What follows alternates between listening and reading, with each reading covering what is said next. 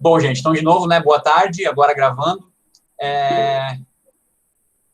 Eu gostaria de, primeiramente, aí, eu vou falar assim, vou desejar um retorno do curso, apesar de que a gente já se encontrou, né, mas aí a gente já teve uma folga de uma semana. E a ideia de hoje é com base também no que vocês falaram lá naquela primeira atividade que eu sempre deixo todo semestre, da gente ir atualizando como que anda a nossa vida, nosso trabalho, né? Cada um tem a possibilidade aí de cada semestre estar revendo isso. E algumas pessoas me pediram para a gente, inclusive, fazer uma revisãozinha do que a gente viu no semestre passado. E essa ideia ela é sempre interessante por dois motivos, tá? O primeiro, para a gente ver o que a gente conseguiu assimilar semestre passado, porque às vezes a gente passa bastante conteúdo e é difícil relembrar. E isso, obviamente, acontece por um motivo de que talvez a gente não tenha repetição suficiente, né? Vejo um tema uma vez, eu nunca mais abordo ele, muito provavelmente eu não vou lembrar. E falo isso por mim também, porque por mais que eu veja isso aqui mais vezes que vocês, eu revendo algumas coisas aqui, principalmente alguns termos da área da saúde, eu acabo esquecendo também. Então a gente vai rever isso hoje. E antes da gente começar, eu já gostaria de estar perguntando quem leu os materiais que foram dispostos lá, principalmente o que trata sobre os indicadores de saúde. Quero ver a verdade agora. Não li, não. Pois é. Eu li. Eu li. Aquele artigo sobre índices e... Como é que era o nome daquilo? Coeficientes e taxas, Isso. né? Uhum. Tá, beleza. Não, é só para a gente ir ajustando, tá, pessoal? A gente não consegue dar andamento sem ler aquele tema. Por quê? Porque ele é bem interessante e porque ele faz parte quando a gente for acessar as bases de dados, tá? Às vezes daí o pessoal chega lá nas bases de dados e fala assim, eu não estou conseguindo entender. Claro, se não entendeu o que são indicadores e não leu o material, obviamente não vai conseguir acessar as bases de dados e tentar tirar da melhor forma possível as informações que tem lá, tá? E essa revisão de hoje, ela auxilia nisso também, porque vocês vão ver que aqueles termos que a gente já viu, junto com os indicadores, eles acabam tendo até mais sentido, tá? Acho que isso auxilia bastante. Então, pessoal, basicamente, deixa eu abrir aqui, vou colocar para apresentar. Eu vou mostrar para vocês o que eu coloquei lá no dia de hoje, tá? Eu coloquei aqui, ó. Teve aquele primeiro dia ali, né, que eu coloquei o plano de ensino, o roteiro da aula. Aqui já tinha uma revisão, que era basicamente quem esqueceu, ou quem não lembra, ou quem não acessou aquele capítulo 1, que foi visto lá pela primeira vez sobre o que é epidemiologia básica. E depois são esses dois materiais aqui, ó, que aqui estão dispostos, que tratam sobre epidemiologia e indicadores de saúde e a matriz de indicadores utilizadas no Brasil. Esses dois documentos vão ser a nossa base nesse primeiro tópico, porque um fala o que é indicador, o que é coeficiente, o que é taxa, como que isso é calculado, e o outro traz quais são os indicadores utilizados no Brasil, né? Quando a gente fala mortalidade e alguns outros, eles estão distribuídos nessa matriz ali que são indicadores referentes a cada especificidade. Bom, para a aula de hoje, então, eu propus aqui esses dois documentos, eu vou falar só de um deles, mas o outro já está aqui justamente para quem relembra o que é, né, a relação saúde e doença, ou processo de saúde e doença. Deixei de novo o capítulo 1 para quem ainda não leu. O texto de epidemiologia e indicadores de saúde também está aqui, e o de matrizes também. Então, basicamente, esses 2 dias há essa obrigatoriedade, tá? Acho que fechou aqui. Gente, eu vou reforçar vocês, já falei isso aquele outro dia. Epidemiologia 2 vai ser um pouco mais cobrado, tá? Semestre passado eu estava voltando do afastamento, então eu deixei um pouco mais livre, muita gente deixou de fazer atividade e foi deixando para o final, e dessa vez não vai ser assim, tá? A participação, a questão das atividades, tudo vai ter seu prazo, não vai ficar para a última hora. Eu já avisei isso no primeiro dia e tô falando isso de novo, até para que vocês façam tudo dentro da ordem. Então, tá aqui de novo, e basicamente a gente vai ver esse primeiro modelo, esse primeiro texto, e tem uma atividadezinha introdutória, que depois eu passo para vocês, tá? Bom, abriu aí, né?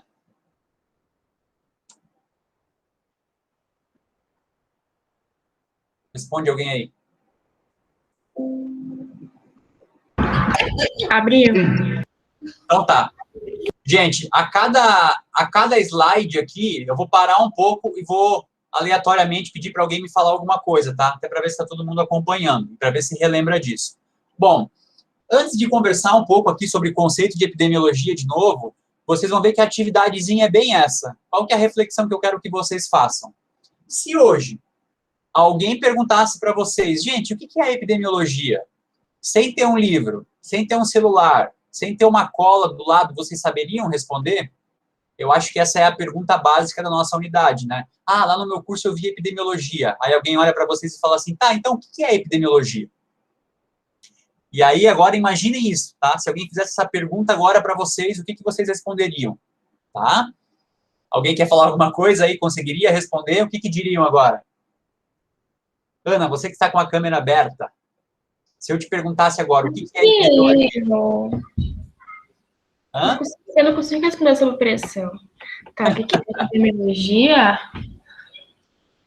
Ai, gente, quando eu penso em epidemiologia, a primeira coisa que vem na minha cabeça é um estudo sobre... Ai, me deu um branco, gente, perdão. Calma aí, eu vou responder, peraí. Gabriele, Letícia. Sobre as doenças, os dados sobre as doenças, os índices, sabe? Tá. Eu respondi a mesma coisa. Mas vocês percebem o quanto é difícil, né? Quando a gente é posto sobre um tema, sobre responder ele na hora, tá? Oi. O estudo dos avanços de doenças também.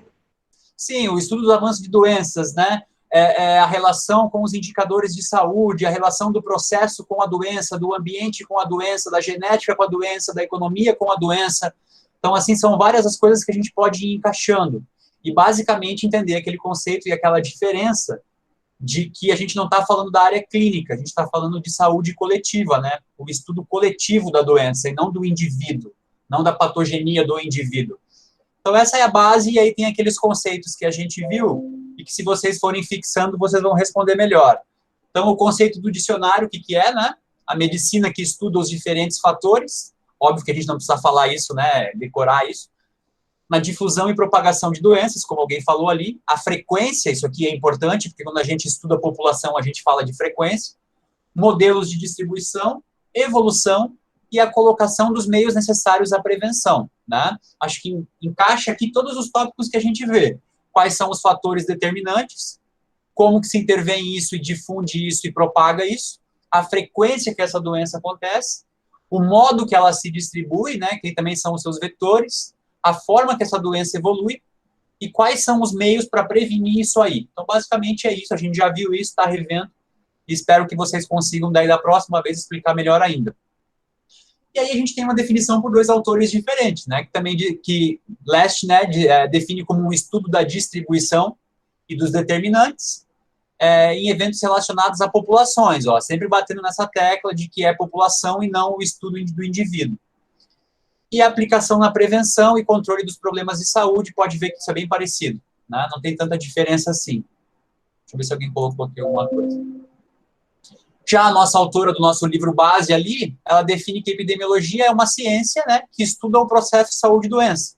Então, aquele outro slide que tem ali, que eu não vou falar hoje, vocês podem entrar em contato com ele de novo, a gente consegue entender isso melhor. Analisando a distribuição da população, de novo, né, os fatores que determinam isso, os danos à saúde e eventuais associações à saúde coletiva, e propondo medidas de prevenção, controle e erradicação, e fornecendo indicadores, alguém falou isso, né, que sirvam de suporte ao planejamento, à administração e à avaliação das ações de saúde. Lembro que naquele dia eu coloquei em azul, porque justamente aqui trata do tópico da gestão, que é o planejamento, a administração e a avaliação das ações de saúde. Nós não somos epidemiologistas, nós não seremos médicos epidemiologistas, não faremos, com base no nosso curso, pesquisa de campo epidemiológica, mas como gestores a gente precisa saber a importância da epidemiologia para os ambientes de saúde, basicamente é isso. Então, qual que é o campo de trabalho da epidemia? O processo de saúde e doença, tá? Como a gente viu ali. Então, logo, né, a epidemiologia, ela volta às ocorrências em escala de doença e de não doença. Acho que esse é um ponto importante também, o estudo das não doenças, envolvendo pessoas agregadas em grupos, sociedades, coletivos, comunidades, grupos demográficos, classes sociais, ou qualquer outros coletivos formados por seres humanos. Alguém me responda aí, por que esse estudo ele agrega essas classificações em sociedades, coletividades, comunidades, grupos demográficos. Por que isso é feito? Porque não dá para se basear em uma pessoa só. Você tem que pegar vários dados de várias pessoas para poder conseguir fazer um levantamento como a epidemiologia faz. Tá certo. Primeiro ponto, sim. Amanda, continuo com você. Mas por que a gente classifica isso em grupos depois? Acho que para ficar mais fácil de entender a doença, né, de erradicar e tudo mais. Tá, vamos lá. Eu vou te provocando, tá? A gente faz essa classificação porque é mais fácil ou porque a gente consegue identificar fatores que determinam que aquele grupo pode estar ocorrendo em um mesmo problema? Eu acho que é isso. Né? Que assim, fica mais fácil? Claro que sim, você consegue enxergar essa situação de uma melhor forma. Mas o que a gente tem que entender aqui é que essa classificação não é só por facilidade, mas porque determinados grupos terão determinadas situações de processo saúde e doença, certo?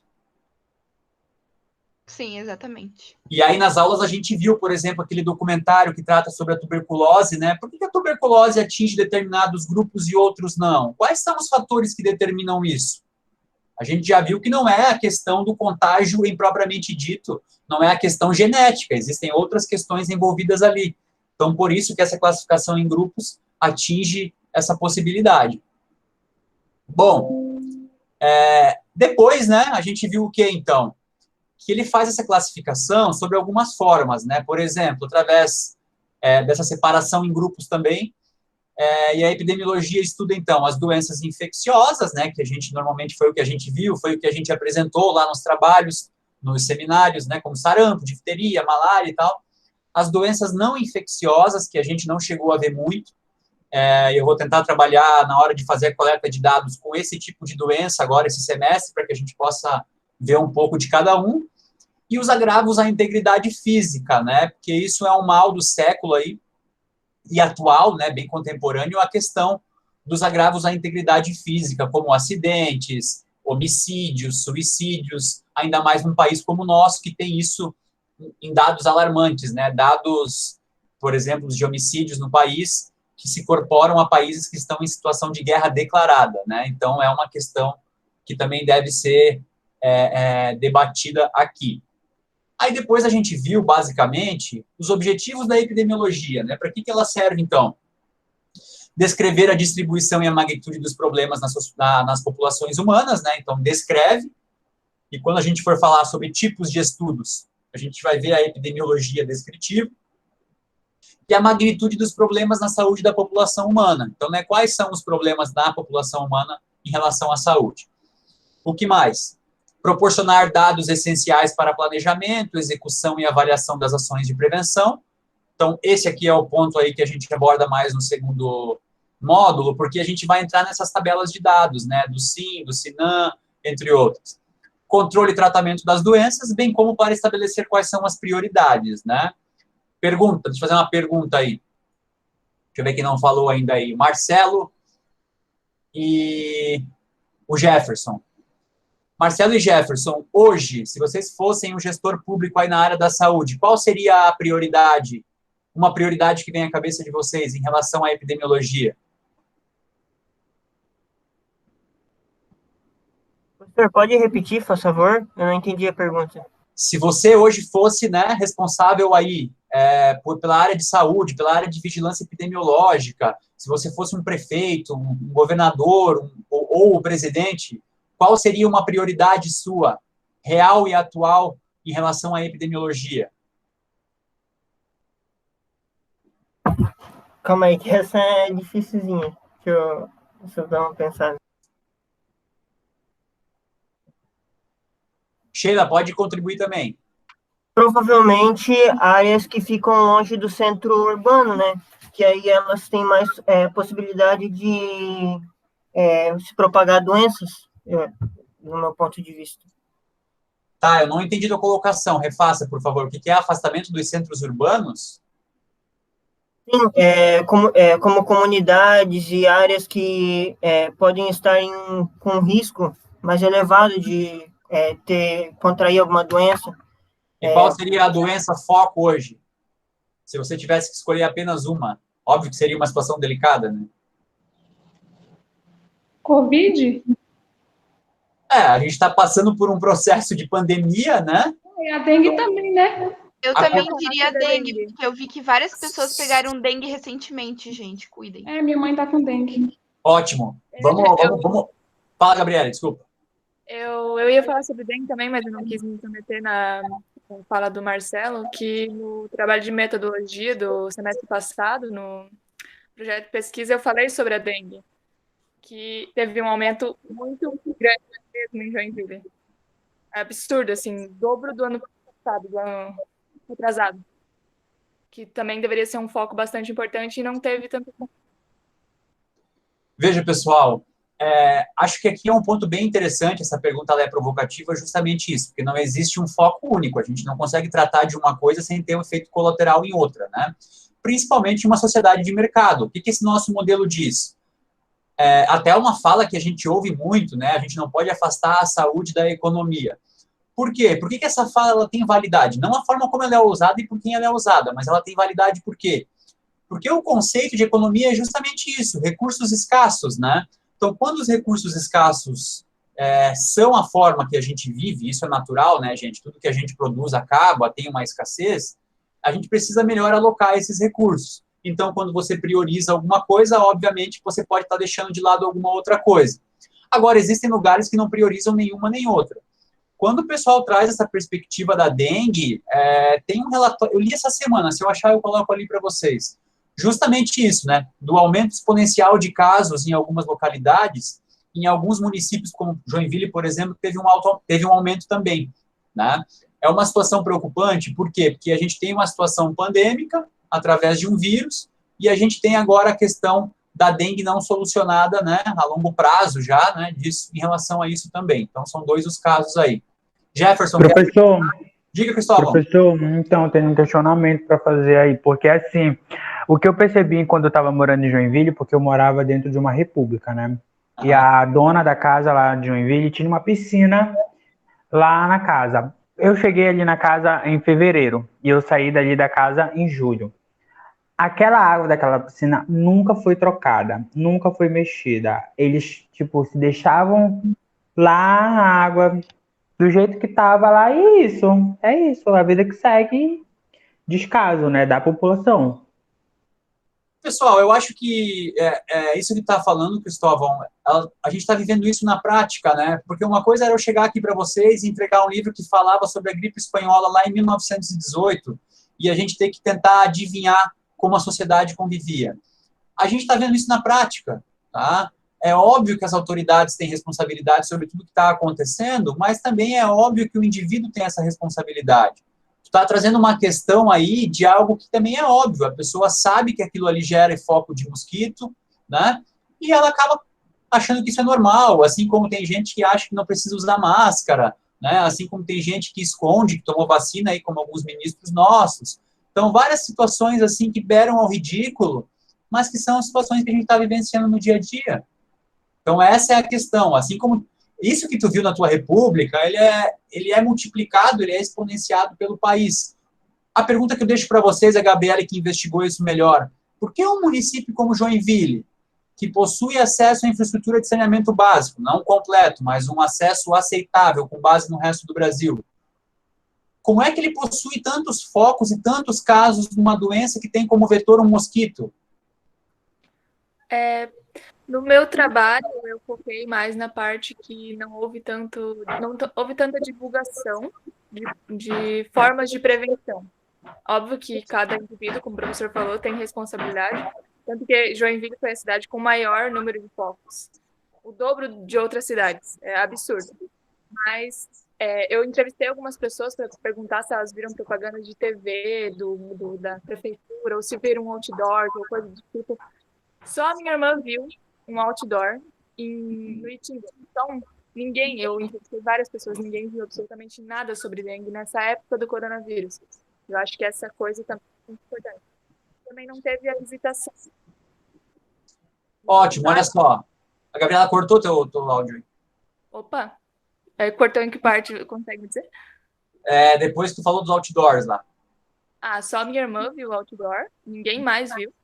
nada, nem propaganda de TV, nem rádio, absolutamente nada.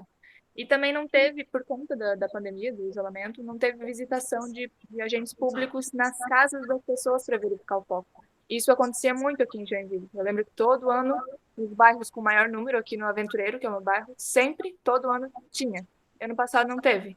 Então, acho que também influenciou bastante. Isso. As próprias pessoas, por não ter essa visitação, relaxaram também. Ô, Gabriele, quantas pessoas você entrevistou, você lembra? Ou foi só assim, aleatório? Eu não me lembro exatamente quantas pessoas eu perguntei. Para minha família, eu perguntei para umas 10 pessoas. E para algumas pessoas de fora, mais umas 10 pessoas também, que não são da minha família. Não foram muitas pessoas, mas eu acabei... Nem estava no trabalho isso, eu perguntei mesmo por perguntar. Eu acabei acrescentando porque foi uma coisa que eu percebi mesmo. Então tá. Olha só, gente, é interessante essa contribuição porque a gente está falando de um caso local, né? De uma questão local, de uma doença que não é o que está em foco agora. E a gente já consegue perceber que essas questões são sempre relacionadas, né? Então, quais são os problemas? Aquilo que a epidemiologia tenta apresentar. A Gabriele falou de duas partes dessa, e a principal dela ali que é a questão da prevenção, né? A gente viu ali o conceito de epidemiologia, a busca pela prevenção. A gente não precisa ir longe. Olha, eu não assisto muito a televisão, mas eu consumo muito a internet. Vou fazer essa pergunta para vocês. Vou fazer a mesma questão que a Gabriele fez, eu faço para vocês aqui. Quantas vezes vocês viram outdoors, propagandas no YouTube ou na televisão do Ministério da Saúde incentivando o uso da máscara? Diversas vezes. Ótimo. Quem viu mais? Quem viu menos? Eu vi bastante. Eu vi muito também. Eu também vi bastante. Mas, assim, eu consumo um pouco mais, assim, a TV, de vocês pra cá, eu tô consumindo mais, e eu vejo que eles colocam mais os comerciais no horário de as pessoas estão em casa para assistir. Tá, legal, olha só, então eu consigo ter essa interação com vocês, que na percepção de vocês, o Ministério da Saúde divulga pelo menos a utilização de máscara na televisão. Na internet eu não encontro tanto isso, tá? Talvez o foco seja justamente atingir o público mais da televisão. Mas essa é a questão que a Gabriele trouxe ali. Pode ser que, o caso da dengue, isso não aconteceu. Letícia, diga. Na internet é muito mais fácil tu ver, tipo, propaganda de marcas falando sobre álcool em gel, máscara, do que do próprio governo, coisa assim. É verdade. No Instagram também. O próprio Instagram, ele tem a parte que fala sobre o coronavírus, formas de prevenção. Mas isso não é do Ministério do Instagram. Tá, Mas isso aí também se dá porque essas marcas, elas querem, tipo assim, chegar mais próximo do consumidor, utilizando esse posicionamento, adotando esse tipo de estratégia, sabe? Sim, a rede social funciona, né, como um grande mercado de venda de produtos, né? Então o algoritmo vai tentar buscar ali, atingir, e obviamente o que vai estar sempre em destaque é alguma marca que vende alguma coisa, porque isso vai gerar uma comissão também para a rede social. Então tem essa questão. Mas eu já fiquei surpreso com vocês, porque, assim, para você ver como é uma questão de percepção, não é uma pesquisa detalhada, né? Que eu não identifico em nenhuma das minhas formas de acesso o Ministério da Saúde divulgando essa questão da utilização dos EPIs e principalmente da máscara, né? Porque nos meios de acesso que eu tenho não aparece. Fico feliz que pelo menos na televisão aberta isso aconteça. Mas a gente pode fazer essa analogia para os casos da dengue também. Veja como é difícil, né, pessoal? E é isso que tem a ver com gestão.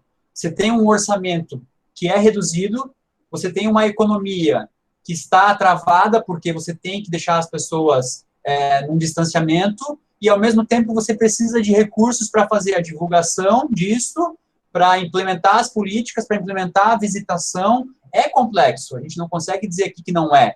Então, por isso, cada vez mais é preciso que pessoas competentes estejam nessas áreas atuando, tá? Vamos continuar para a gente não focar nisso aqui, eu vou perguntando mais coisas para vocês.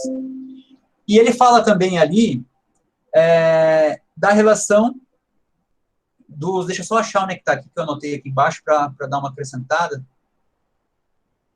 Onde que eu coloquei aqui? Qual que é esse slide? É o slide 4. Ele fala também identificar os fatores etiológicos na gene das enfermidades, né? Então, também cabe à epidemiologia identificar essa origem, né? A origem desse patógeno. E aí a gente deu como exemplo a questão própria lá do Snow, quando ainda não se conhecia muito bem os micro-organismos, né, a microbiologia. Então, a análise que ele fez, a descoberta que ele fez, foi até tão mais eficiente no momento, sem saber qual era o patógeno. Aí teve aquela classificação, né? Aqui é uma outra pergunta que eu deixo para vocês. Hoje, se alguém perguntasse para vocês o que é morbidade, o que é mortalidade e o que é letalidade, todo mundo aqui saberia responder? O que é morbidade? Hoje eu saberia, antigamente. Seria,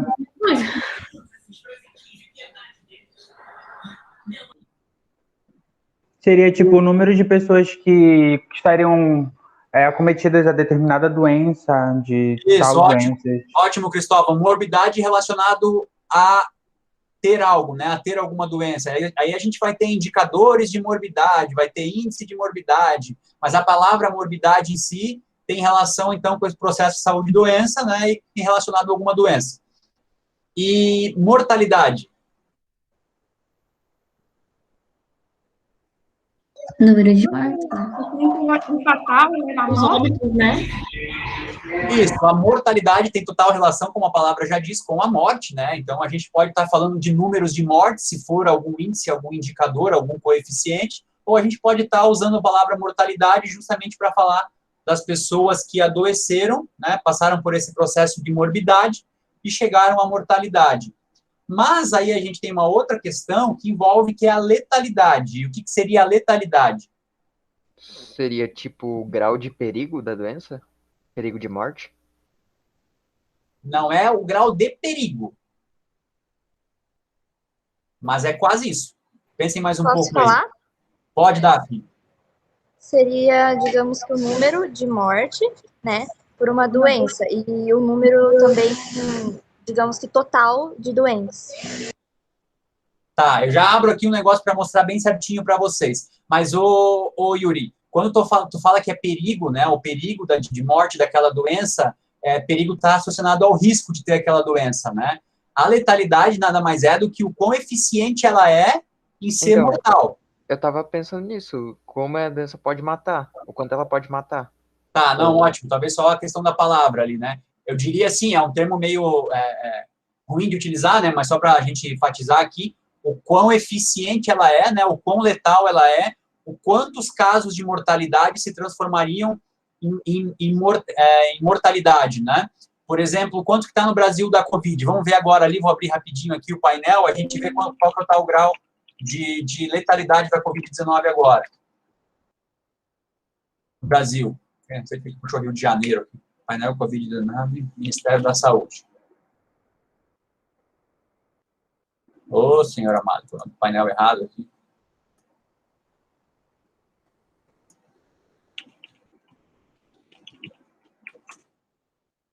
Aqui. Ó, a gente tem todas essas informações aqui, né, que a gente consegue interpretar. A gente tem o número de casos, né, os casos novos, a incidência disso, a quantidade de óbitos, e lá embaixo a gente tem a letalidade, ó, que está em 2,7%.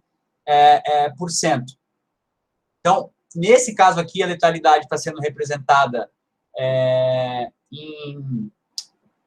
em porcentagem, né, poderia ser alguma forma de indicador, mas letalidade normalmente é nesse sentido, e ele significa dizer, então, que a probabilidade, né, ou a chance de uma pessoa que adquire essa enfermidade falecer, morrer, é de 2,7%, tá? E aí entra um outro conceito que é bem interessante em epidemiologia, que é uma questão que ainda não se consegue explicar, é essa correlação, né? Por que algumas doenças que possuem um grau maior de letalidade vão ter, obviamente, um menor grau de contágio, porque quanto mais letal, menos você contamina, né? Ela é muito letal, ela é eficiente naquilo que ela se propõe, então, logicamente, ela contamina mesmo, né? Ela tem uma incidência e uma prevalência menor. E, ao mesmo tempo, as doenças que possuem um grau de letalidade menor, como a Covid, não que ele seja muito baixo, mas ele é baixo, acaba tendo um grau maior, a doença ter uma eficiência maior no seu contágio, né? Existe essa relação contrária aí, quanto mais eficiente ela for, menos mais eficiente em grau de letalidade, menos contagiosa ela é, tá? E aí acho que eu dei o exemplo para vocês de um tipo de raiva lá que ela é 100% eficiente, né? Então ela é muito letal, então obviamente a gente vai ter menos casos, porque o indivíduo que a adquire não há taxa de contágio, de transmissão maior, porque ele acaba adoecendo e falecendo dessa doença, tá? Então existe essa relação. Deixa eu ver o que mais colocaram aqui. A Sheila colocou epidemiologia e analisa a doença de forma geral. Pensando sim, de forma geral, mas de forma coletiva, tá, Sheila? A medicina também avalia a doença de forma geral, né? Mas com base no indivíduo, e a epidemiologia com base no coletivo, na população. E aí, esses são os indicadores que a gente vai usar e vai fazer os cálculos esse semestre. Incidência e prevalência. Então, sabendo diferenciar o que é incidência de prevalência, a gente já consegue resolver e interpretar a maioria dos dados ali. Alguém lê para mim aqui essa parte, faz favor.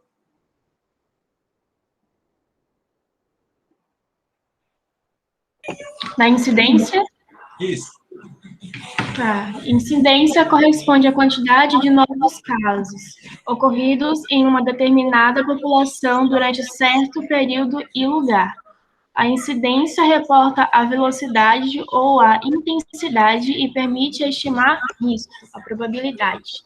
Isso, então, basicamente, lembrem de incidência como algo novo, né? A quantidade de novos casos. Por que é importante a gente saber qual é a incidência? Justamente para a gente reportar a velocidade e a intensidade e permitir estimar qual que é o risco dessa doença. Olhem lá no painel coronavírus como um exemplo, A gente tem aqui,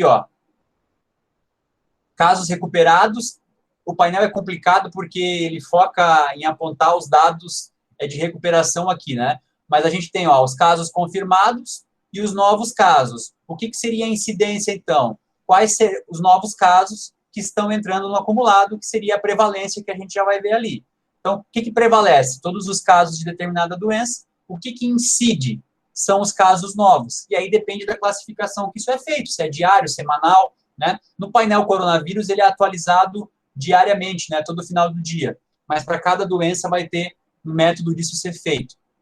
Tá? Ô, professor, não tem como saber a variante, né, do coronavírus, né? Ninguém tem dados sobre isso. Eu não sei, Cristóvão, se isso é classificado na hora de preenchimento de um atestado de óbito, tá? Eu acredito que não, porque essa medição ela é feita aleatória, né? É feita pesquisa e é identificado no laboratório que existem novas variantes. Mas na hora de um óbito, não é feita essa classificação, até a gente pode ver isso aí, tá? Mas eu acredito que não, nunca ouvi falar. Que é dito qual foi a variante que ocasionou aquele óbito. Então, não, a gente não consegue depois tabular isso aí, tá? Porque aqui no Brasil existem 2 tipos de variantes do coronavírus que tem uma aqui em Belém do Pará, que tá rodando por aqui, em Belém do Pará, né? Só que, ninguém... porque, no caso, o que eu li ali nos textos de epidemiologia, até mesmo no livro que a gente comprou, é que quando um médico epidemiológico tem logo notificar, né, a partir de quando começa a surgir novos casos e tudo mais a respeito disso, né? É justamente esse o conflito com a realidade, né? Quando você pega nos livros ali, você vê um epidemiologista falando e ele contando como tudo isso funciona, a gente já entende que quanto mais informação a gente tiver específica, mais fácil de você solucionar e fazer a rastreabilidade. Como tu falou ali, a gente tem essas variantes. No Brasil já estão mais, tá? Eu acho que essa semana ali, só uma universidade de São Paulo já rastreou casos em São Paulo de 2, 3, 4 novas variantes. Então, isso seria interessante até para a gente saber qual que é o risco de cada uma. Mas a gente não fez nem a rastreabilidade introdutória, né? A gente não adotou essa política. Então, essa mais específica ainda vai ficar mais difícil ainda, até porque é difícil ter esse teste para fazer essa rastreabilidade, tá? Então, isso não é feito, realmente, como tu colocou. A gente pode aprofundar e pesquisar melhor isso, mas pelo que eu saiba, não é feito isso. Tá? Então, basicamente isso, entender que incidências são os casos novos, aquilo que incide, né? E aí a gente consegue... Sheila ia falar, eu acho. Desculpa, Sheila, diga. Tá, é o que eu queria voltar lá em letalidade, porque eu fiquei com um pouco de dúvida, que eu achei bem baixo no caso da Covid, e eu pensei que letalidade era o quanto a doença é mortal. leva à morte. Não, é que assim, olha só, Sheila. A mortalidade é a relação da quantidade de quantos casos de morte com base em casos confirmados, tá? A gente faz essa continha aqui. Nesse caso aqui tá marcando 188, tá vendo? Uhum. O que significa esse 188? Aqui ele tá por 100 mil habitantes. Então, a cada 100 mil habitantes no Brasil, a gente tem 188 casos de mortes, tá? Essa parte tranquilo, né? Então, a mortalidade é baseada a cada 1.000. Por que a cada 1.000? Poderia ser a cada 100... A cada 1.000 não, desculpa, a cada 100 mil. Por que poderia ser a cada 1.000 habitantes? Vocês vão ver que tem alguns indicadores que é a cada 1.000. Quanto mais casos tiver de uma doença, quanto maior for o grau de mortalidade, mais eu vou ter que adaptar o índice para uma menor quantidade, tá? Porque daí eu consigo exemplificar isso aqui graficamente, ó. Então, o que eu consigo dizer do Brasil hoje? Que a gente tem uma mortalidade a cada 100 mil habitantes de 188 mortos. Então, no Brasil, a cada 100 mil habitantes, 188 pessoas morrem de Covid, entendeu? Certo, entendi. Isso é pelo total de habitantes, pelo total da população que está sendo estudada aqui. Esse é o conceito de mortalidade. O de letalidade, ele é em relação aos casos de doença. Então, você vai pegar a quantidade de pessoas que tiveram aquela doença, a gente vai fazer as contas mais para frente, tá? E a gente vai dividir pela quantidade de óbitos e a gente vai ter uma porcentagem de quantas pessoas que pegaram aquela doença morreram. Então, é o quão aquela doença é letal. Então, no Brasil, aqui está em porcentagem, né? Então, vamos dar um exemplo aqui. A cada 100 pessoas que pegam a Covid-19, 2,7% morre. Como a gente está falando de ser humano, vamos colocar 3 aqui só para dizer que porque é ser humano, né? Não dá para dizer que 2,7 pessoas morreram. Para deixar em número redondo, a gente também poderia dizer que a cada 1.000 pessoas, 27 morrem, tá? Acho que fica mais fácil de entender. Então, a cada 1.000 pessoas que pegam a Covid-19, 2,7% morrem. Entendeu? Entendi. Então, é essa a diferença. Mortalidade em relação à população estudada, nesse caso, o país como um todo, e a letalidade é com base nos casos. Então, quantas pessoas morrem que tiveram aquele caso? Pode parecer pouco, né, gente? Isso faz com que a doença não seja tão letal. Mas aí que entra aquela questão de qual a população que está exposta ao risco. Porque parece pouco, só que se você pegar que nós estamos num país que tem 220 milhões de habitantes, alguém faz a conta aí. 220 milhões vezes 2,7%, para a gente ver quantas pessoas podem morrer no Brasil pela doença. É muita gente. É muita gente, né? Vamos fazer aqui no Excel rapidinho? Abriu a tela do Excel aí, pessoal? Justamente por isso parece pouco, porque são... Aqui não abriu, não. Né? Aqui para mim ele tá em tela, né? Alguém faz aí, pessoal. 220 milhões vezes 2,7%. Vocês vão ver aí que é assustador.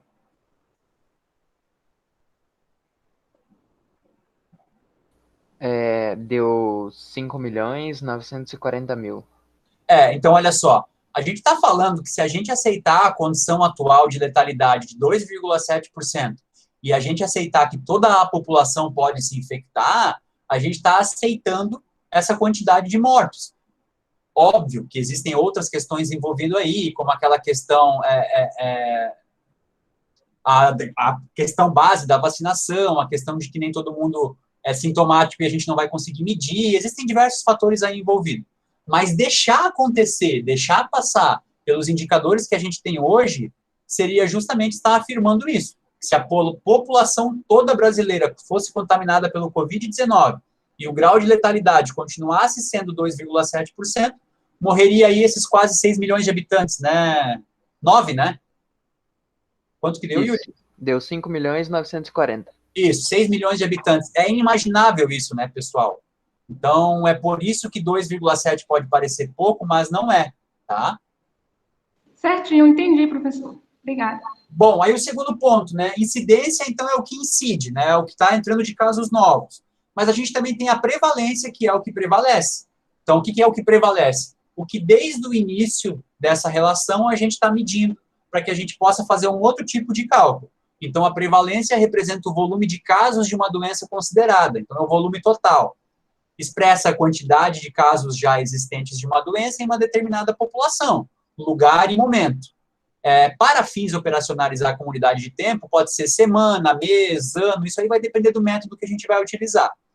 O acompanhamento ocorre da ocorrência de uma doença e o desfecho dos casos, né? Se vai se transformar em óbito, em cura ou em migração para uma outra. Permite determinar a prevalência em um período determinado. Então, essa é a questão da prevalência. Para o cálculo da prevalência, então, o numerador é o total de casos, né, que a gente tem do evento, e a soma, que é através da soma dos casos antigos mais os casos novos. Vou mostrar aqui na prática. Então, a gente tem como prevalência a quantidade de casos acumulados de uma determinada doença, conforme, por exemplo, o painel coronavírus, mais a entrada dos casos novos. A gente vai ter o que prevalece, né? A questão de todos os casos confirmados. E, a partir disso, a gente também consegue gerar alguns indicadores, tá? Bom, então, para a gente continuar a nossa revisãozinha aqui. Depois a gente trabalhou e viu um pouco sobre a diferença entre surto, endemia, epidemia e pandemia. Vamos lá, alguém me explica aí. O que é um surto? Um surto epidemiológico.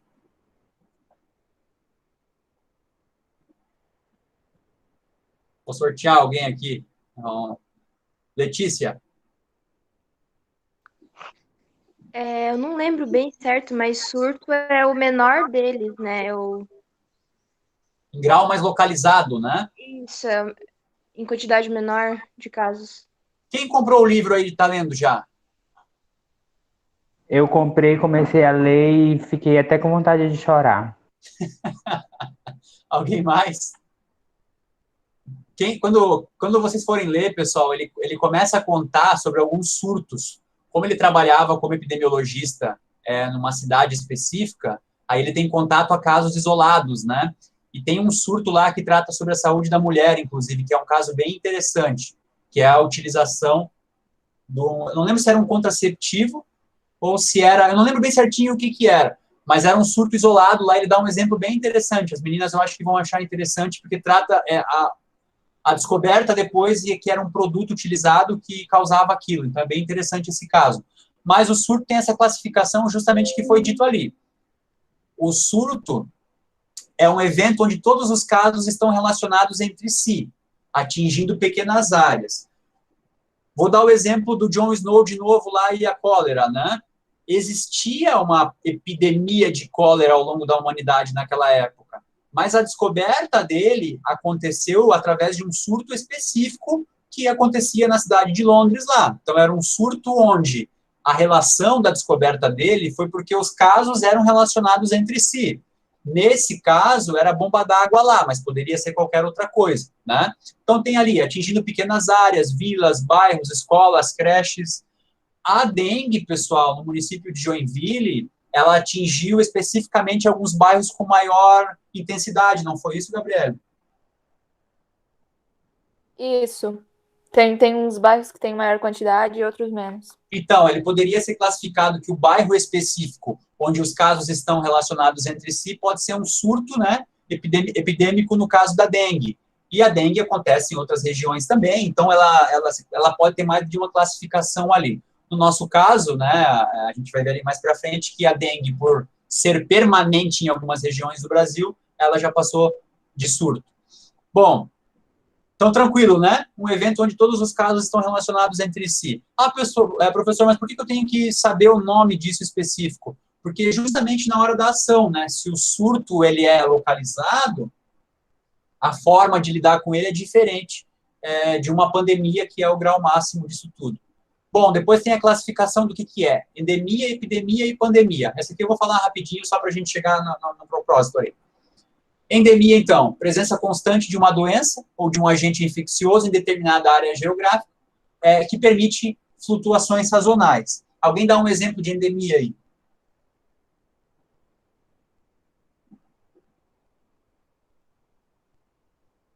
Quem está no norte do Brasil aí? Quais são as doenças que de tempo... Febre amarela? Febre amarela, malária, né? São exemplos de endemia, são doenças que persistem em determinadas questões sazonais, elas aparecem com maior grau, né, aí a gente pode ter relação com clima, com temperatura, enfim, com outras questões, e elas estão em determinadas áreas geográficas com essas flutuações. Então, a gente tem um exemplo lá no norte do Brasil de febre amarela e de malária, né, que é uma questão persistente e, infelizmente, com um grau de permanência, né, elas continuam se reproduzindo. Então, a endemia tem essa característica, tá? E a epidemia, então, é o aumento das ocorrências, né, comparado com a eficiente incidência esperada ou habitual de uma doença, em determinado espaço geográfico e período de tempo. Quando a epidemia atinge vários países, inclusive mais de um continente, é denominada pandemia. Então, a epidemia é esse aumento dos casos, é como se a gente pegasse o exemplo aí da febre amarela, desculpa, da malária, né, e ela for um caso que, ao invés de ser sazonal e atingir uma determinada localidade, ela se espalhasse por um país, por uma região, por um continente, e foi o que acabou acontecendo, por exemplo, com o caso da Covid-19, né? Ela teve focos iniciais ali, possivelmente lá o primeiro estudo tratava como um surto regional, porque existem vários surtos dessa modalidade, quem for ver o livro vai ver, e a partir daí ela foi se espalhando, se transformando numa doença infecciosa muito maior do que imaginavam que fosse, até se transformar nessa situação global aí, tá? Então, essas são essas características aqui. Tem um resuminho ali, né, depois vocês podem olhar, do que é cada um, e a gente consegue relembrar isso.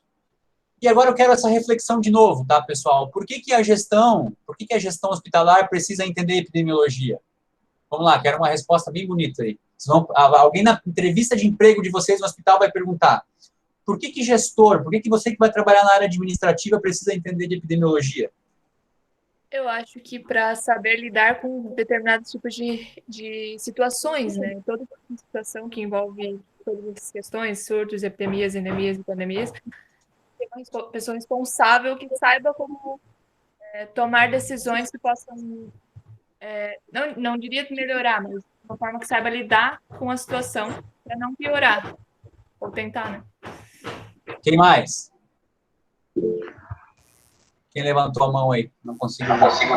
Acredito, Jefferson. Acredito que à medida de que o gestor que está à frente de um hospital, clínica, ele deve estar bem preparado de conhecimento com relação às epidemiologias, até mesmo para poder tratar no sistema logístico de amparo com relação a insumos da própria instituição pela qual tu está representando. Diante disso, poder escolher um profissional que tenha um preparo, um infectologista, ou alguém que possa, então, tomar a frente desse trabalho com mais segurança. À medida disso, então, assessorando até mesmo com base nos cálculos que nós vamos aprendendo no decorrer do curso, né, da nossa disciplina. Então, com isso, nós temos um preparo de poder calcular e dimensionar o que estaremos enfrentando diante a um ciclo ou período. Ótimo, Jefferson. O Jefferson citou o exemplo da logística ali, né? E a gente tem as outras áreas aí específicas da gestão, finanças, marketing, gestão de pessoas, e é justamente esse o entendimento. Como é que a gente vai preparar algo, organizar uma estratégia, se a gente não consegue ter essa relação? Eu vou dar um exemplo hipotético, tá, gente? É uma hipótese. Vocês já imaginaram um país passando por uma pandemia, onde o governante, o chefe máximo, não tenha conhecimento sobre saúde pública, sobre epidemiologia? Olha, é um caso hipotético, tá? Isso não está acontecendo em nenhum lugar do mundo. E, a partir disso, ele não consegue entender que a ciência, que os epidemiologistas, que a consulta médica, que os profissionais eficientes possam estar auxiliando no combate, e, com isso, o número de mortes desse país seja um dos maiores do mundo. Vocês já imaginaram quanto seria prejudicial se isso acontecesse? Nossa, professor, seria muito ruim, né? Essa é uma hipótese, tá, Jefferson? Então, gente, mas é justamente esse o ponto, né? Eu posso não dominar a epidemiologia, mas eu sei que os profissionais que estão envolvidos e fazem isso diariamente, eu, como gestor, preciso indicar isso. Eu tenho uma certeza que eu posso garantir aqui para vocês. Essa turma tem 14 pessoas assistindo essa aula. Se não todos virarem gestores, a ampla maioria, no médio e longo prazo, vai conquistar isso. Quando vocês tiverem um processo decisório de ter que indicar uma pessoa para uma vaga, de ter que indicar uma correção orçamentária lá no orçamento de vocês de atividade, quando tiverem que destinar uma verba para campanha de prevenção. Vocês vão entender e vão lembrar disso aqui de hoje, tá? Que vai ser a melhor escolha dos profissionais, a melhor escolha dos recursos que vai garantir a eficiência disso que vocês vão estar fazendo. Então, essa é a reflexão que fica. Por que o gestor precisa entender disso na área da saúde? Porque eu vou estar lidando com isso diariamente e isso vai me auxiliar, né, nas mais diversas decisões que eu vou precisar tomar, tá? Pessoal, eu falei essa hipótese a nível federal, tá? Só para a gente não ficar parecendo só uma questão política partidária. Mas isso se aplica aos estados e aos municípios também, tá? A gente pode criar várias questões hipotéticas de absurdos que acontecem aí, tá bom?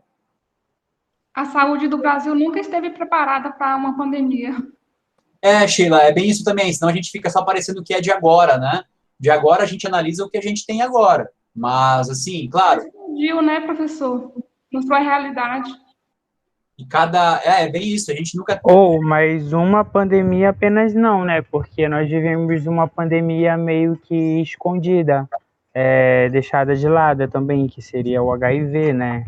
É uma pandemia, não é? Certo? Repete, Cristóvão, acho que não sei se cortou aqui, não consegui entender. Alguma coisa em relação porque a Sheila falou que o Brasil não estava preparado para sofrer uma pandemia, né? Só que antes dessa pandemia do coronavírus chegar, já existia uma aqui que seria a pandemia do HIV, porque os números do HIV são muito grandes ainda. Já tem muita gente com... Cristóvão, eu acho que eu deixei para vocês o documentário lá que trata sobre o HIV no semestre passado, mas caso não esteja, vocês vão ver ele nesse semestre. O HIV hoje não se caracterizaria como uma pandemia, mas como uma epidemia. Por quê? Porque ela se mantém, né? Lá desde 1980 ela se mantém, e por mais que haja um tratamento, não há uma erradicação. Então, é claro, essas questões que tu fala são pertinentes e são importantes. Quando a gente for classificar e for fazer as buscas lá no Tabnet, com base nos sistemas de mortalidade e de morbidade, vocês vão poder rastrear isso, quantos são os casos de HIV por ano no Brasil, por região, por raça, por sexo, tudo isso a gente vai conseguir fazer. E aí tu vai conseguir alimentar melhor essa tua informação, tá, Cristóvão? Mas tem isso também, tá?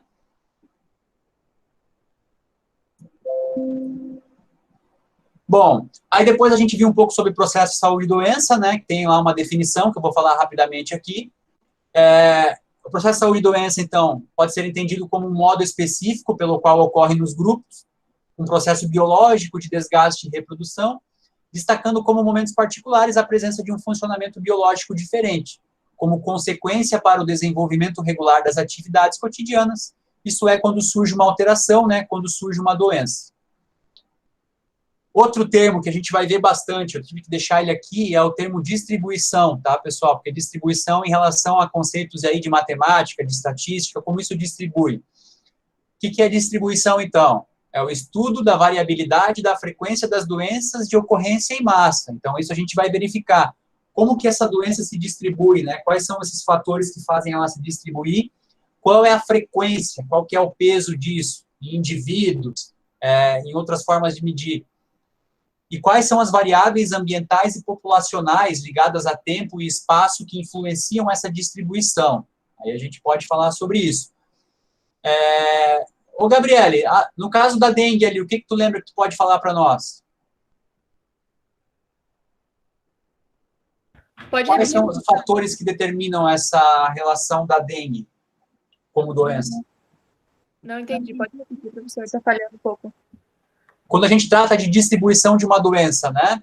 O Aedes aegypti como um vetor, um mosquito que é altamente eficiente nisso. Quais são as formas de ele poder se distribuir, poder aumentar o seu contágio? Principalmente pela questão da água parada, que eu não sei se é exatamente essa a resposta que o professor queria, mas o ponto principal é a água parada. Esse é o que é mais dito. E a própria questão do mosquito se reproduzir bastante e não ter formas... Na verdade, tem formas de eliminar ele. Acho que é pulverização, não me lembro direito o que eles usam, mas... Na verdade, foi dito que iria ser utilizado isso aqui, mas não foi utilizado, acabou não sendo utilizado. Mas a maior questão ali dele se espalhar é a água parada.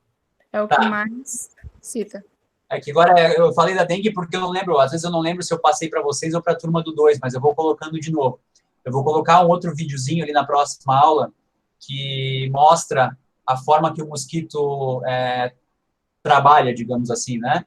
A forma que ele transmite a doença, e é bem interessante como ele acessa o organismo, a forma que ele utiliza lá. Eu não sei se eu passei isso para vocês ou se foi para outra turma, mas é um videozinho bem pequeno que é bem interessante, dá para auxiliar a gente ali na forma que o Aedes tem esse processo de transmissão, tá? Vamos continuar ali. Bom, e aí a gente chega no ponto, né? A prevenção da doença, como que ela pode ser feita e como que a epidemiologia age, então? Através de medidas, né, a fim de impedir que os indivíduos sadios venham adquirir a doença. Então, basicamente isso. Medidas de profilaxia, né? O que é profilaxia? Quais são as medidas utilizadas na prevenção? Então, pode ser através de controle, pode ser através da erradicação. Cristóvão, o caso do HIV, atualmente, a ideia sempre foi que a gente conseguisse ter um controle da doença, né? O HIV não foi erradicado, até porque não se descobriu uma cura específica para ele. Então, às vezes, existem algumas doenças que é a base do controle. Agora, claro, exige medidas de prevenção e de controle de saúde pública.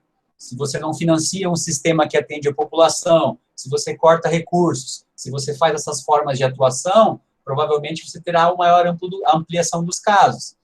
E a própria população também, né, que por não conhecer a doença na sua forma mais severa, acaba não acreditando no seu potencial, tá? Tem isso também.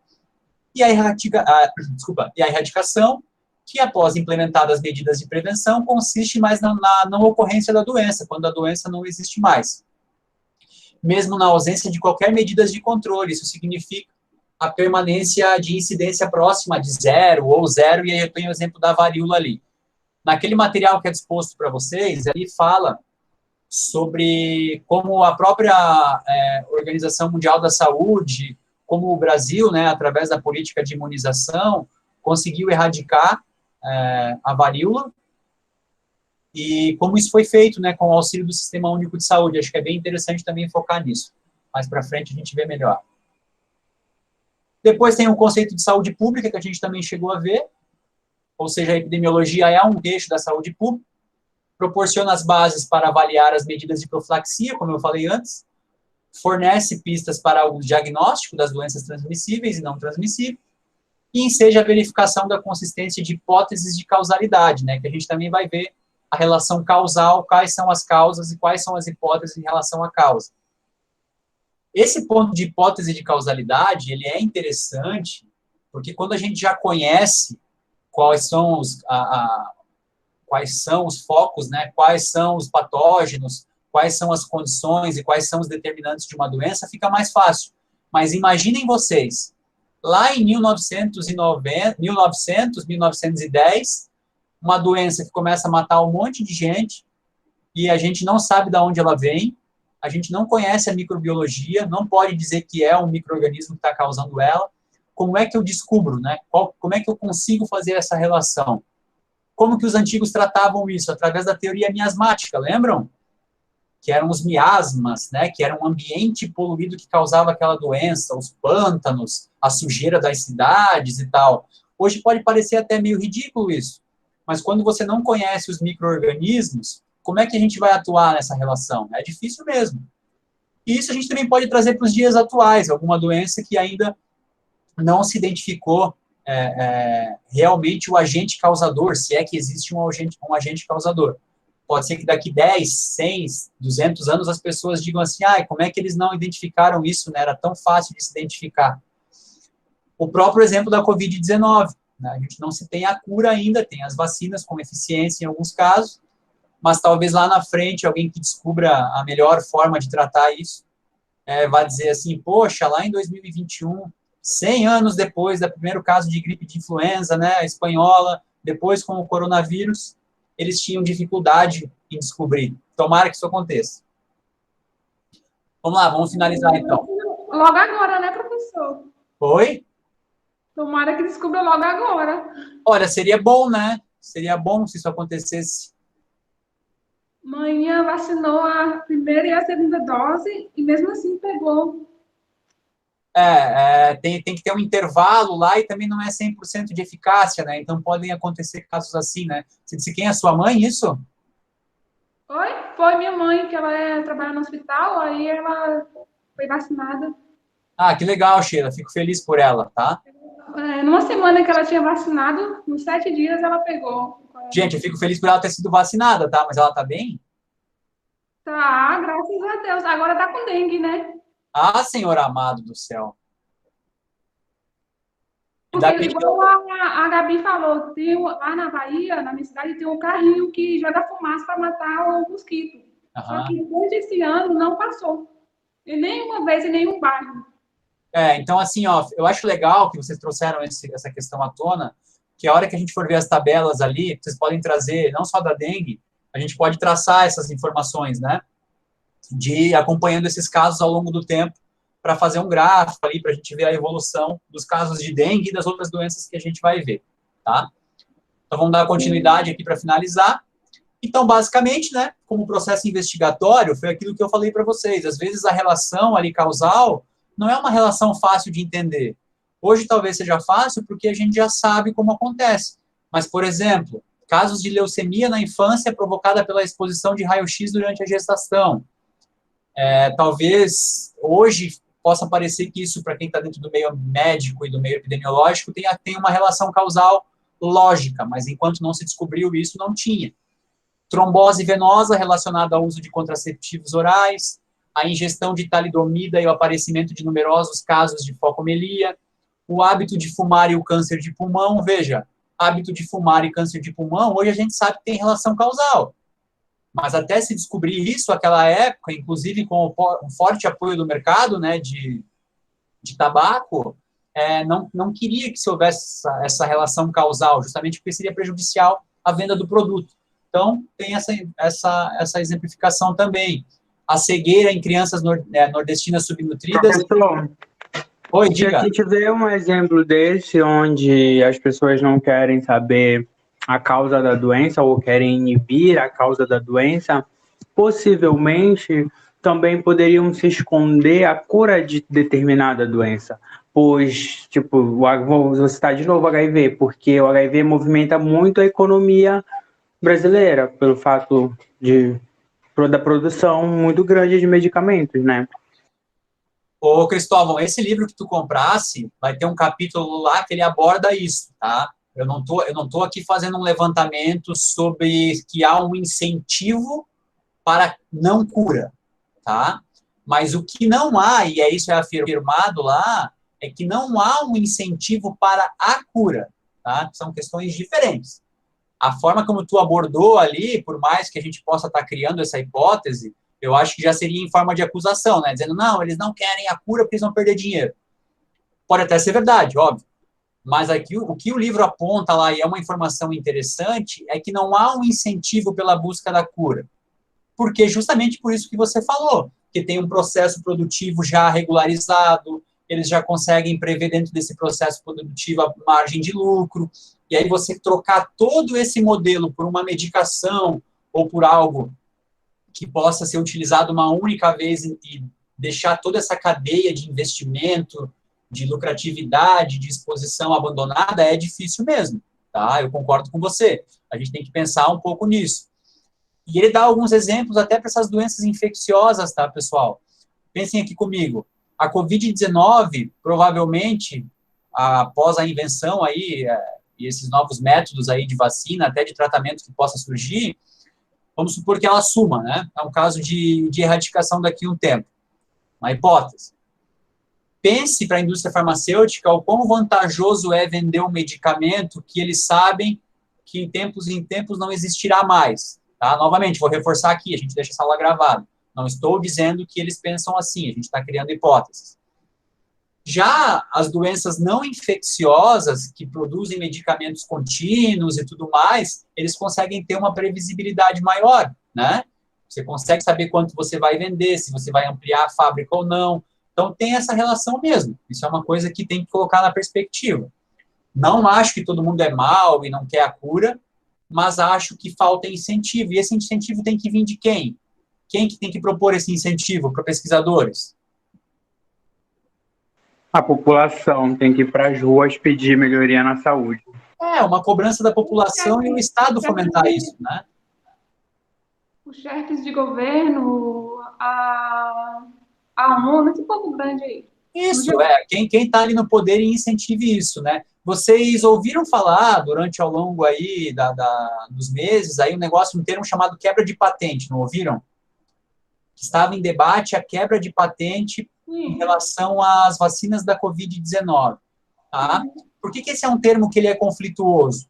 Porque a patente nada mais é do que um registro comercial, ele me protege e faz com que ninguém utilize algo que eu criei em benefício de outrem, né? A pessoa vai lá e copia a minha ideia. Vocês vão ver que é diferente de invenção, tá? A proteção da inovação e da invenção são coisas diferentes.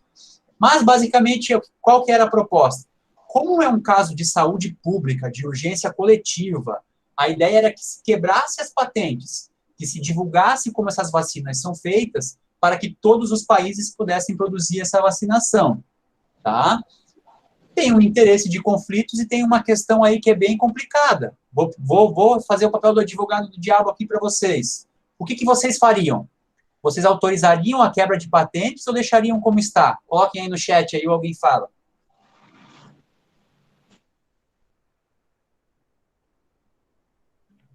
Acho que autorizaria, não? Gabriela autorizaria, os demais.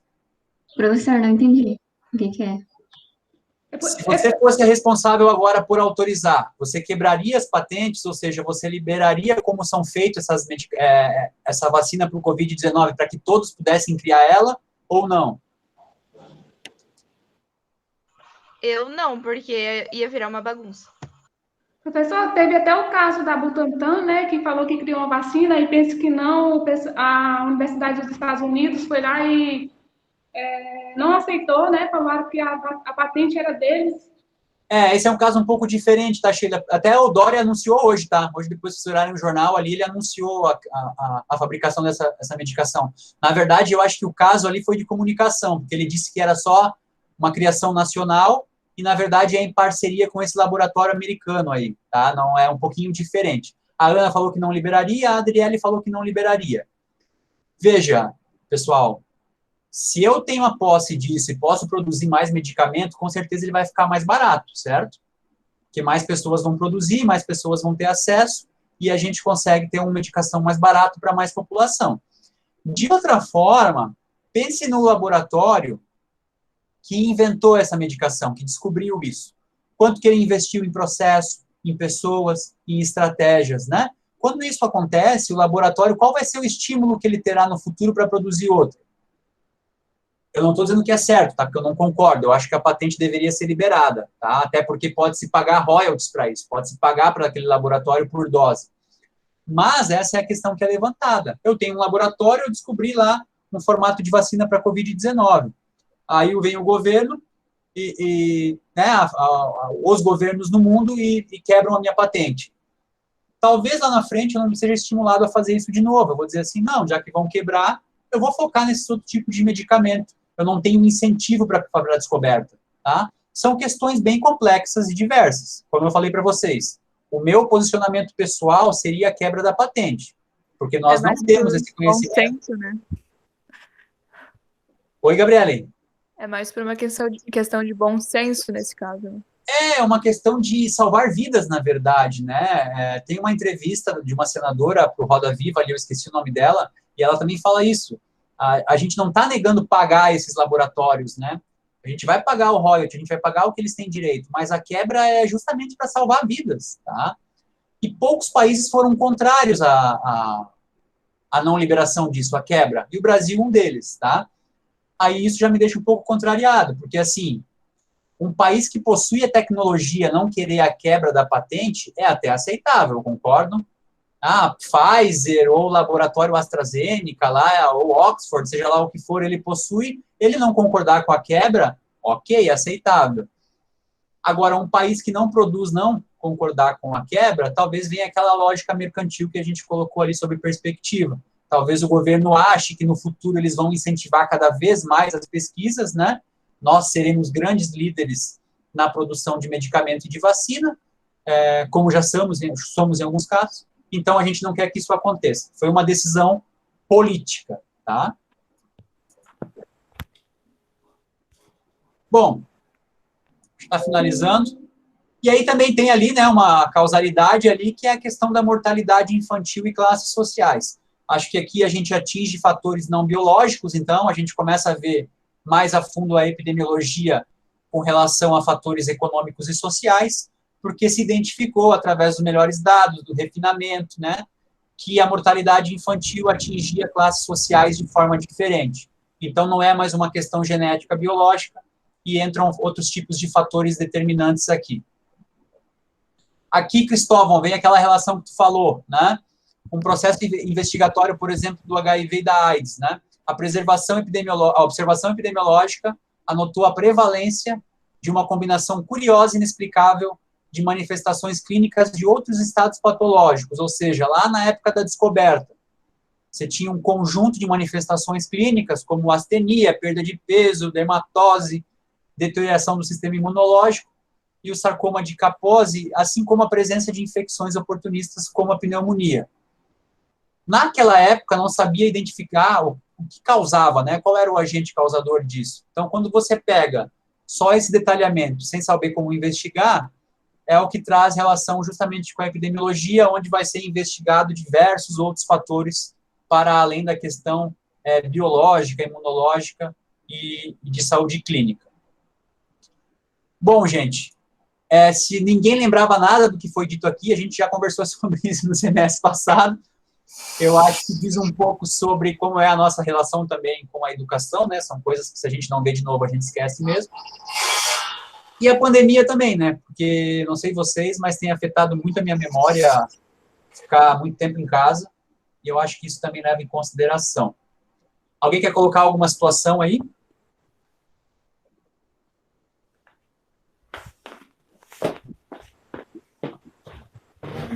Daniele, Cristóvão, Adriele, Amanda, Daphne, Jefferson.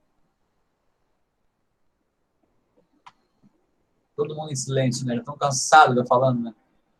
Gente, ó, vou deixar a outra parte, que foi a outra aula que a gente falou de prevenção, de processo de saúde e doença. Tá lá também, deixei até escrito, ó, pelo formato que eu tinha feito, para vocês relembrarem. Eu acho que é interessante de vez em quando ir relembrando tudo que a gente conversou.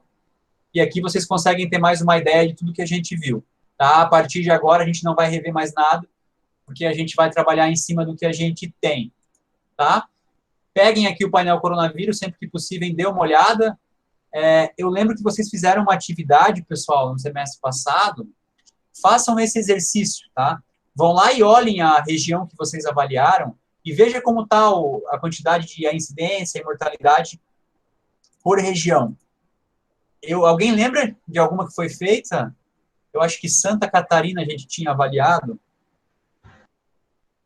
Professor, eu lembro que a gente fez por doença.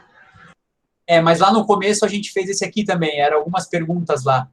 Não, acho que eu fiz com a turma 2, então, desculpa. Então a gente vai fazer isso aqui de novo, tá?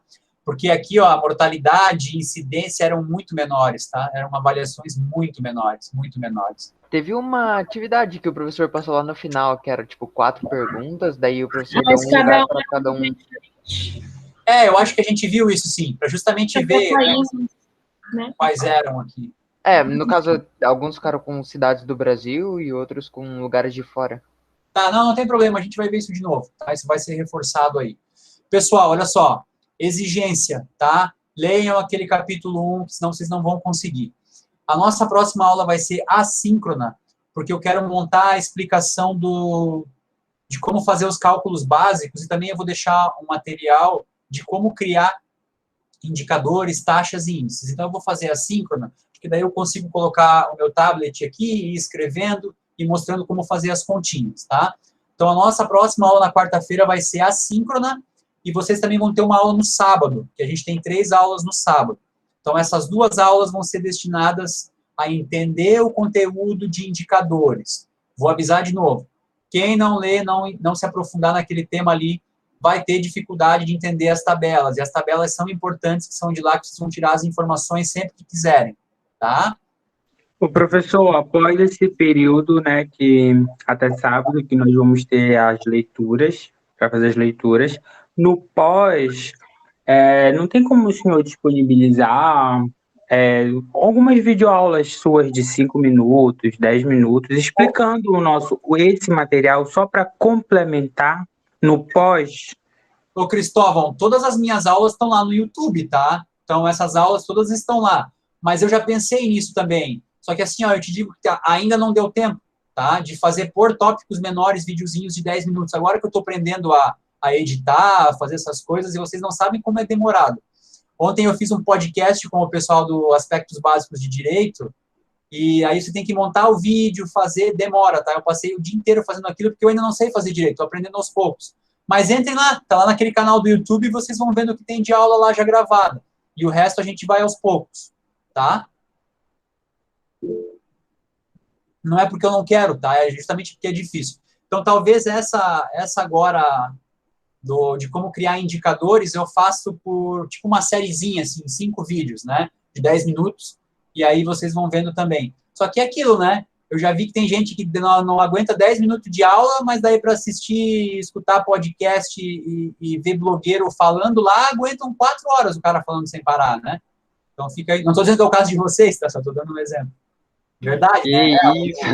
O meu blogueiro favorito lá, eu fico 8 horas assistindo. Daí o professor coloca uma aula de meia hora, a gente vai ver lá no YouTube, lá, a pessoa não viu 10%.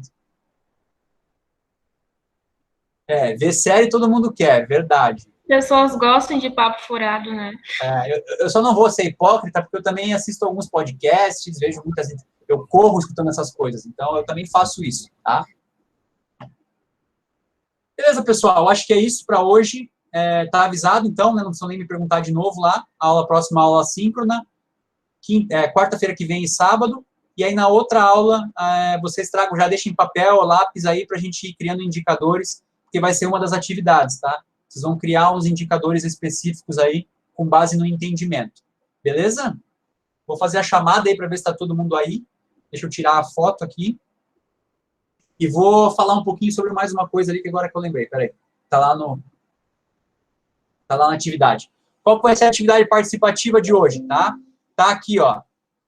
Vocês vão entrar lá e vão fazer aquilo que eu falei. Não importa se tá errado ou não, ou a forma como vocês vão escrever.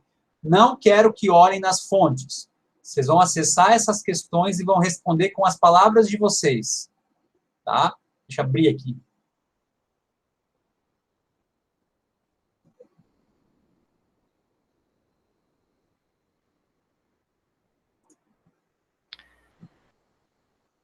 Com as próprias palavras, sem colocar nenhuma fonte. Não quero que tire de autor externo. O que é epidemiologia? Se imaginem sentado numa entrevista e alguém perguntando para vocês. E aí vocês vão responder com as próprias palavras. Depois, diferencie morbidade de mortalidade. Vão escrever com as próprias palavras. Depois... Mas e aquelas observações que estão ali embaixo de referenciar e... porque... mais diversos meios? Não precisa, tá? Desconsiderem aqui. Vou ver se eu consigo tirar ali. É porque isso aqui eu copiei essa pergunta do que vocês já tinham feito da outra vez, que eram com a referência. Agora que vocês já estão no módulo 2, é sem a referência. Ah, tá, beleza. Diferencie prevalência de incidência. Eu vou apagar isso aqui já, tá? Diferencie surto, endemia, epidemia e pandemia. Tá? Isso tem que estar na memória de vocês. E, por fim, eu acrescentei lá que um termo que não tinha sido visto ainda é letalidade, a gente viu hoje de novo, e conceitue letalidade e diferencie de mortalidade. Tá? Basicamente isso. Se vocês souberem essas questões básicas, aí vocês já podem sair na rua falando sobre isso. Não vou mudar nada aqui. Ali no caso de citar exemplo de letalidade, a gente vai ter que pesquisar exemplos diferentes do que a gente viu hoje? Como é que... Não, pode ser. Melhor ainda, tá, Yuri? Melhor ainda. Eu tô dando o painel coronavírus aqui, mas se quiser achar algum outro, não tem problema, tá? Pessoal, deixa eu só abrir aqui rapidinho, ó, que isso aqui eu acho que já deixa vocês interessados. Não ia mostrar hoje, para não ficar muita coisa, mas quem já quiser ir fuçando, fica à vontade, tá?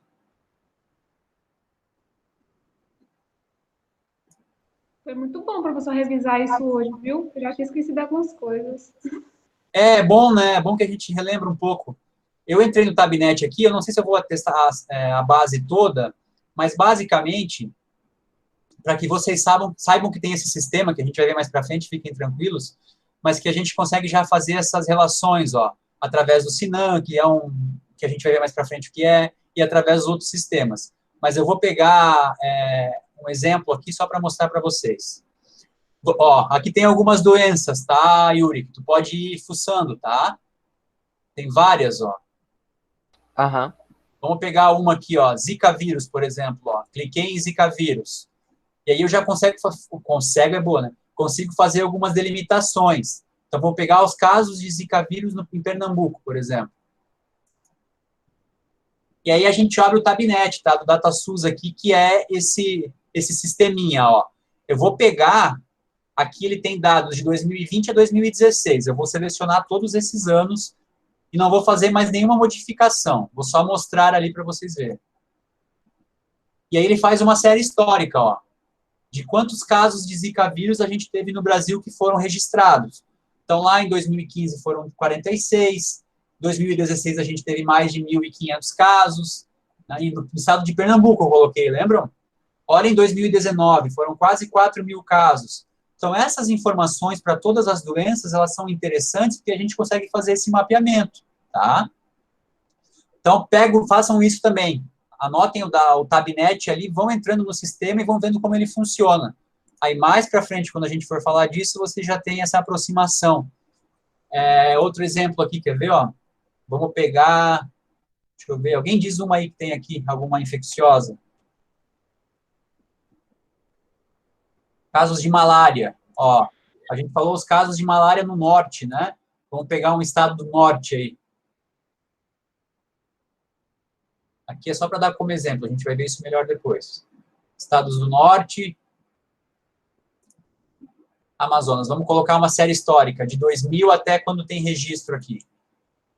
E vamos mostrar. Ele pega desde 2006, ó.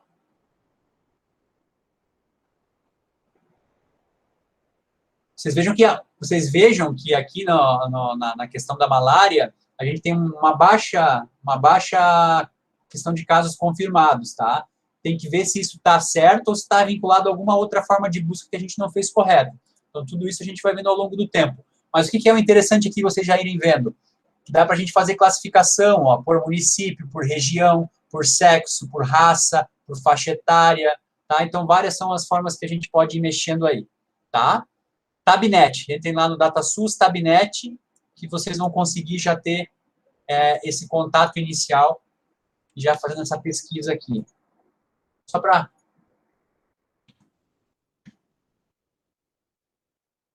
Tá, rapidinho então ali, Cristóvão, vou voltar lá para vocês entenderem melhor, ó. Deixa eu abrir aqui de novo. Vamos lá. Deixa eu testar essa ferramenta, ver se ela abre essa ferramenta do Google Meet aqui. Lousa interativa. Iniciar um quadro. Vamos ver se deu certo.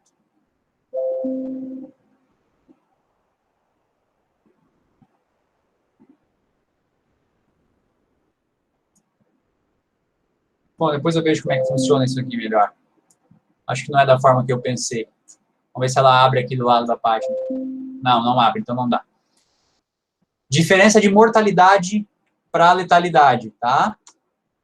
A mortalidade, tu calcula com base na quantidade de óbitos em relação à população como um todo, tá? Faz a continha lá. Você pega a quantidade de habitantes de determinada população. Nesse caso, a gente está falando do Brasil como um todo. Então, são na base ali 220 milhões de habitantes. Quantos óbitos a gente teve? 395 mil óbitos. Tá? Depois eu mostro bem certinho como fazer a conta. Então, se eu pegar a quantidade de óbitos, dividir pela quantidade da população brasileira, eu vou ter ali a relação com mortalidade. Nesse caso, está a cada 100 mil habitantes. Então, o que é a mortalidade aqui? Significa que a cada 100 mil habitantes no Brasil, 188 morrem de Covid-19 atualmente. Entendido? Tenho 220 milhões de habitantes e nosso indicador aqui, o nosso índice de mortalidade, ele está dizendo que a cada 100 mil habitantes eu tenho 188 morrendo pela Covid-19. Tá? A letalidade já é diferente. A letalidade está expressa em porcentagem aqui, tá vendo? Ó, 2,7%.